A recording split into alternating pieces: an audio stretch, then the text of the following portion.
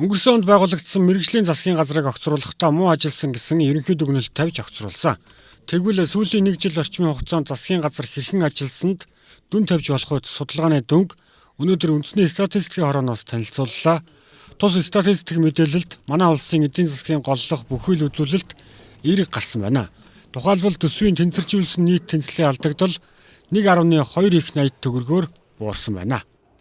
Улсын нэгдсэн төсвийн тэнцвэржүүлсэн тэнцлийн алдагдал өмнөх оны мөнөөс 1.2 их 80 төгрөгөөр буурсан байна. Энэхүү бууралтад орлого 904.7 тэрбум төгрөгөөр өссөн, зарлага 326.6 тэрбум төгрөгөөр буурсан нөлөөсөн байнамаа.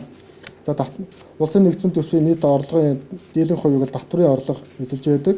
Татврын орлогын хувьд 3.9 тэрбум их 80 төгрөг болж өмнөх оны мөнөөс 763.8 тэрбум төгрөг буюу 24.5%-аар өссөн байгаа. Мөн төлбөрийн тэнцлийн урсгал ба хөрөнгийн дансны тэнцэл энэ оны эхний 2 улиралд урьдчилсан гүйцэтгэлээр 265.2 сая Америк долларын алдагдaltaй гарсан байна. Гэхдээ энэ алдагдал нь өмнөх оны мөн үетэй харьцуулбал бараг 50 орчим хувиар буюу 210.8 сая доллараар буурсан сайн үзүүлэлт байна. Ерөнхийдөө нийт төлбөрийн тэнцэл эхний 2 улирлын байдлаар 89.7 сая доллараар ашигтай гараад байна. Харин нийт бараа эргэлт гадаад худалдааны тухайд гэвэл ийм дүн гарчээ. Монгол улс 2017 оны эхний 8 сард дэлхийн 148 оронтой худалдаа хийж нийт бараа эргэлт 6.9 тэрбум Америк доллар болсон байна. Зөвхөнээс 4.1 тэрбум Америк доллар нь экспорт, 2.8 тэрбум доллар нь импорт байна. Гадаад худалдааны тэнцэл 2016 оны эхний 8 сард бол 819.4 сая Америк доллар ашигтай гарч байсан бол 2017 оны эхний 8 сард өмнөх оны мөнөөс 528.7 сая Америк доллараар нэмэгдэж 1.3 тэрбум Америк долларын ашигтай гарлаа.